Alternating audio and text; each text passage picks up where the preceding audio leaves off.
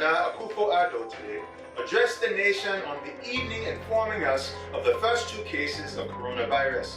But don't worry. When the university called me, I told them that you could teach your class online. Get ready, son, to go virtual. The symbol of Kwanzaa is the 7 candles. Hating everything that blacks stand for. Miles, stop!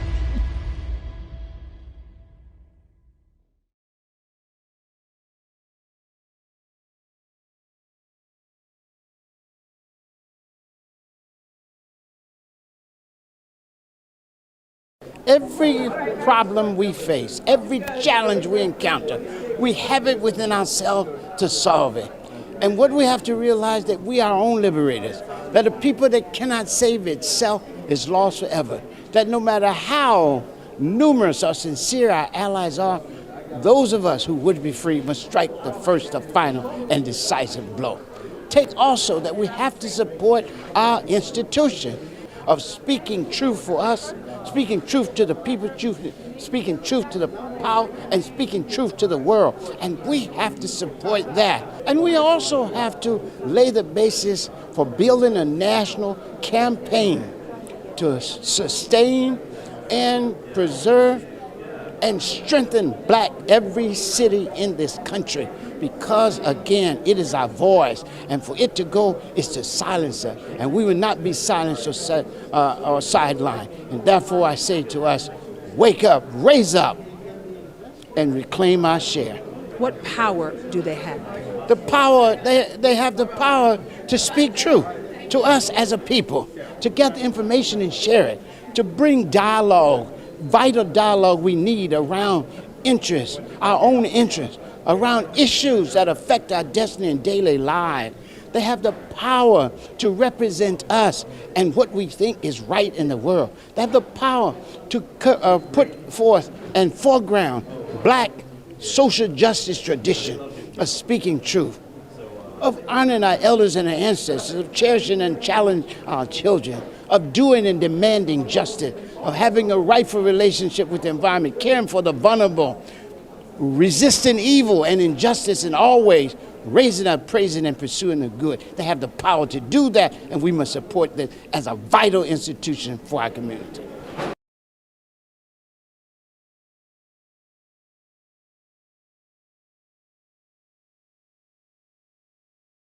Celebrate Kwanzaa, celebrate ourselves. Kwanzaa is a celebration of family, community, and culture. It is to raise us up, to speak our special culture truth in a multicultural world, to demonstrate the best of what it means to be African and human by teaching fundamental values by which we understand ourselves and assert ourselves in the world and speak a beautiful truth to the world about ourselves. And of course, the core, the hub and hinge on which the holiday turns, are the 7 principles, the Nguzo Saba, and they are Umoja, unity; Kujichagulia, self-determination; Ujima, collective working responsibility; Ujamaa, cooperative economic; Nia, purpose; Kuumba, creativity; and Imani, faith. Faith in ourselves, black people. Faith in our people, our parents, our teachers, our leaders, and the righteousness and victory of our struggle. This is an incredible journey that you're sharing with us and the viewers because it is so enlightening. Because a lot of people wouldn't think about the difficulties and the trials and tribulations.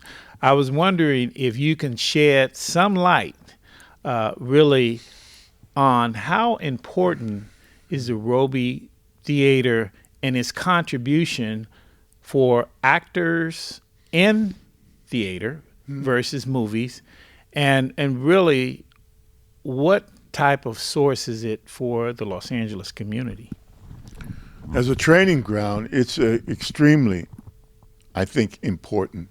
You know, this is unlike anything else. We're in Hollywood, Los Angeles, and artists come here usually to work in the television and film industry. They come to build careers there. They might have come from the theater. They might have been trained in the theater. They might have been weaned in theater. They may have a passion for theater. But they come to Los Angeles to do television and film. Why?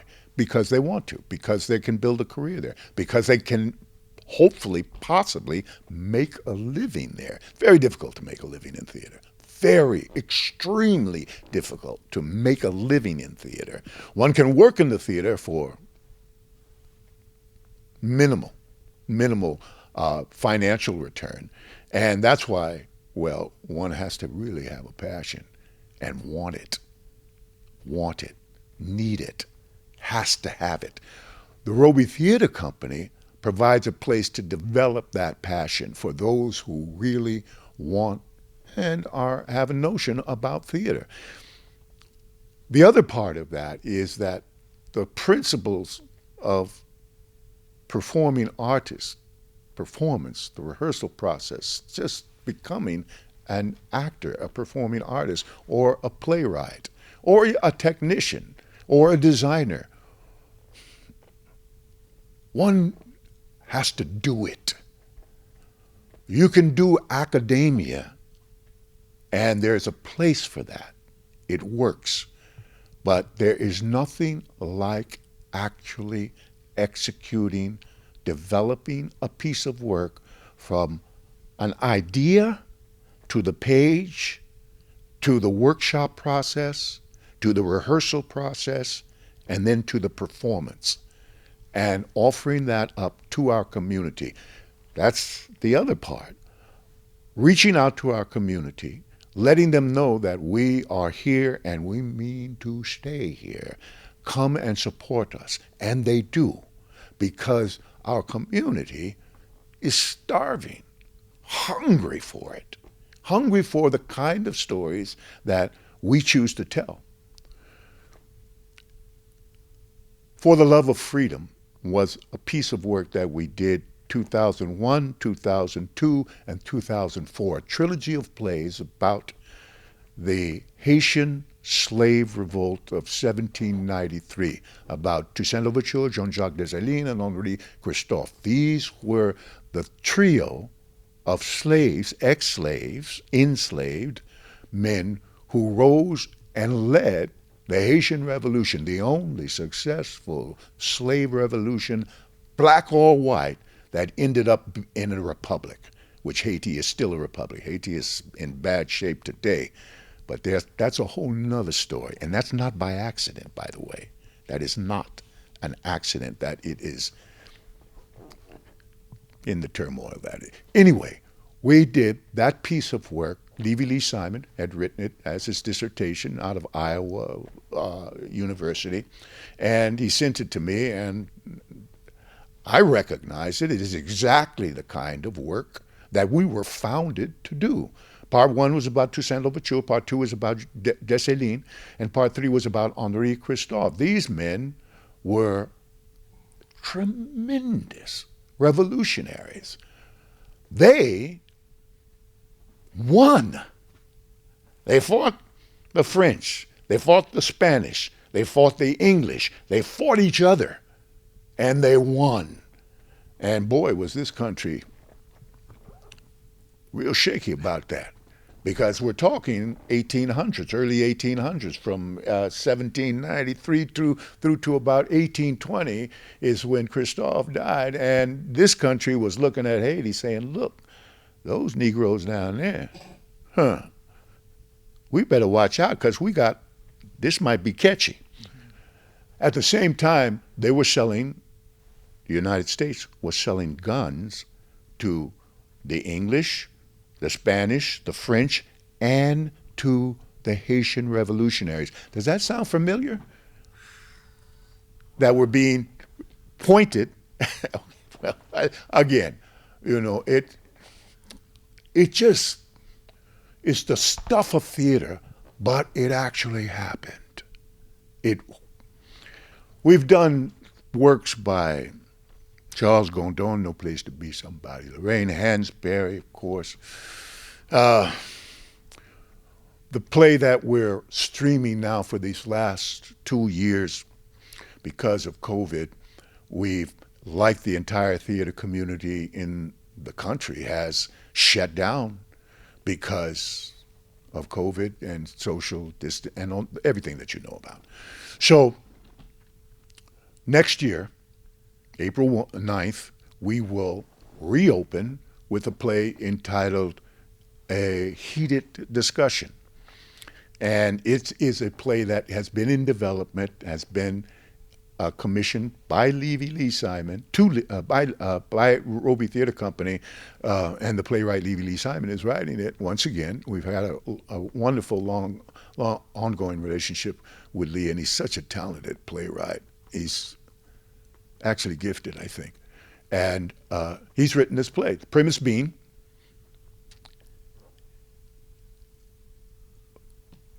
Oshiras, African deities, have summoned spirits that have passed on, iconic black figures. Everyone, most cases, so many cases, are racist.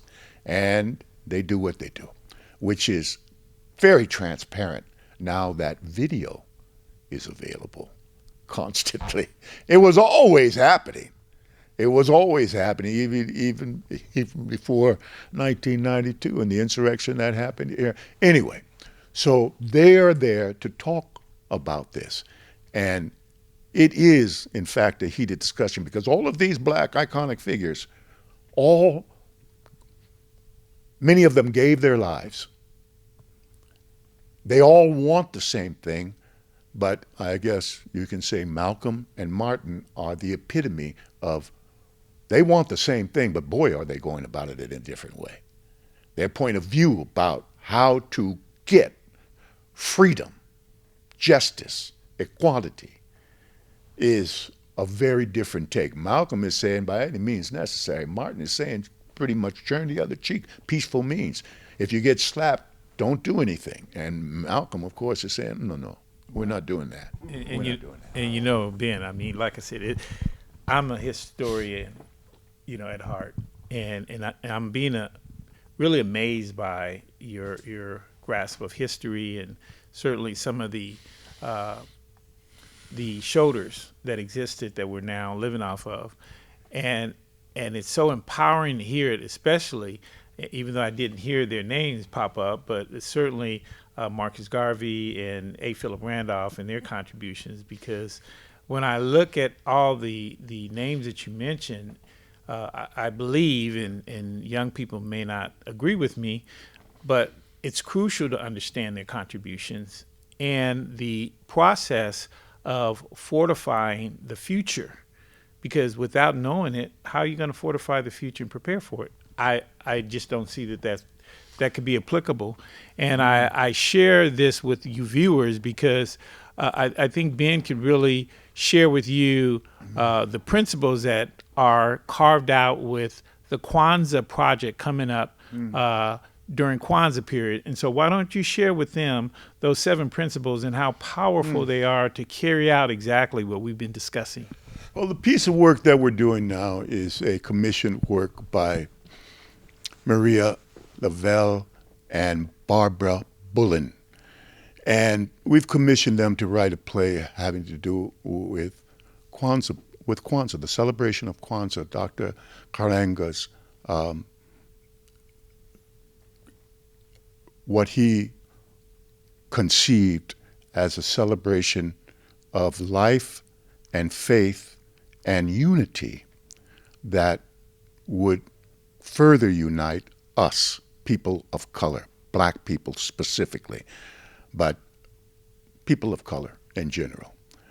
The play itself is a setting, a college professor is stranded in Ghana and during the pandemic and can't get back to the United States to teach his class, so he has to do it on Zoom.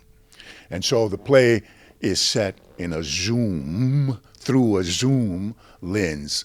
And the 7 principles are what he brings, plus history, plus that black history, and the note that there's that history that is being taught usually in all the schools from preschool to university that omits so much of what has happened in this country. And to people of color, and I mean people of color from Native Americans to Asians to us to Hispanic, all of that has been so enraging. You know, I have to check myself sometimes because, you know, you're black in America, you're probably mad. A little mad and a little angry, or maybe a lot mad and a lot angry. And we have to be careful because once you're aware of how things work, it's enough to drive you over the edge, I think. And I know people who think like me, so this is just, one has to be careful. Wow. So the play takes place in the classroom. The classroom is a multi-ethnic classroom, and those 7 principles from creativity to unity to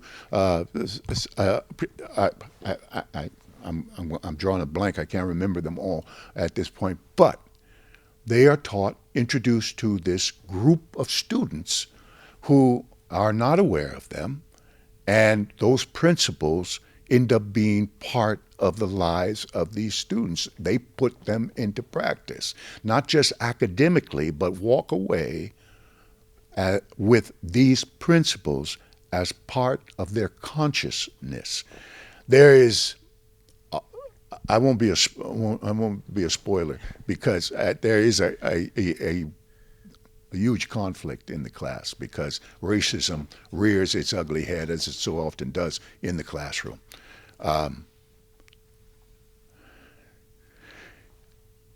Barbara and Marie did a wonderful job in writing the play. We assembled 14 actors who, a couple you'll meet in a few minutes, that, you know, I can't get over how many talented, wonderful artists there are. Now, when I say that, I mean, I meet a lot of artists, obviously, in my position. I meet a lot of artists that just get off the bus from wherever they might be coming from. And they are just so exquisitely beautiful because they come with, and I know this has been said so many times, and it becomes a kind of cliche, but I'm not saying it that way. They are so beautiful. Their faces are so open. They are so ready to participate, contribute, to learn, to grow, to be a part of a community that is a creative thing that tells us who we are, how we behave, what we do, how we do it, should we do it. It is an exquisite, really, experience, luckily. And, well, not all luck, because the Robey Theatre Company has held out a beacon now, and it's recognized, and people come to us. These artists come to us, and we do the best we can to incorporate their work into what we're doing. Go ahead. Because no, I'm just getting wound up. No, here. but it's beautiful because I think what the viewers are actually receiving in this interview is really a truly in-depth awareness of passion that they would never experience unless they hear it from someone who has paved that road, and you are one of the pioneers that have done that. What I would like for you to share, and we'll wind it down here because viewers, I think I'm gonna have to make a 3 or 4 part interview with Ben because he is so incredible and such a wealth of information. And that is, why don't you share with the viewers how to get in contact with the Roby Theater, how they can purchase tickets, and how they can support this endeavor and future endeavors at the Roby Theater. The Roby Theatre Company, we are at 503 Spring Street at the Los Angeles Theater Center. Please visit our website, Robey Theatre Company, therobytheatrecompany.org, therobytheatrecompany.org. Office phone number, if you are so inclined to have a conversation or to seek more in-depth information about the Robey Theatre Company, 213-489-7402. 213-489-7402. Again, there is so much. And what you were saying, Alan, about the shoulders, the pioneers. I'm a youngster when it comes to that. We do work, and I look at it really as work. People say, "How do you do it?" How do you? Most people see a finished product. They see when the curtain goes up, and they see what we've worked on for probably a minimal of 4 months. A collaborative group ensemble of artists, everyone from that playwright to that director, to that actor, to those technicians, the designers, the whole thing. We see that whole body of creative beings. We see, and that audience sees an end product. They usually don't have an idea about the process, and that's okay. That's okay. The process is the work, and this is what we do all day long. We get up early and we go to bed late because that's what it takes. The pioneers that you're talking about, Mary McLeod Bethune, Oscar Michaud, W.E.B. Du Bois, Garvey, God, Ida B. Wells, so many people who literally gave their lives, and that was the inspiration for a heated discussion. All those brothers and sisters that gave their lives knowing that they were putting themselves in harm's way. Paul Robeson, I mean, his story alone, right? His story alone. And here's the guy who first All-American, Black All-American, 1917-1918, Rutgers University, was an attorney when the American Bar Association did not allow Negroes into the American Bar Association. He and Roland Hayes basically almost single-handedly lifted what was then called darky spirituals to a place where it was respected as folk music. He made 14 films. He was the first actor to play Othello on Broadway with Uta Hagen, still holds the record for the longest running Shakespearean production in the history of Broadway theater, 298 performances. He's making $100,000 in 1941. That's like making $10 million now.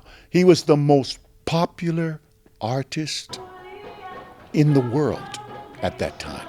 Not the most popular black artist, the most popular artist in the world. Why?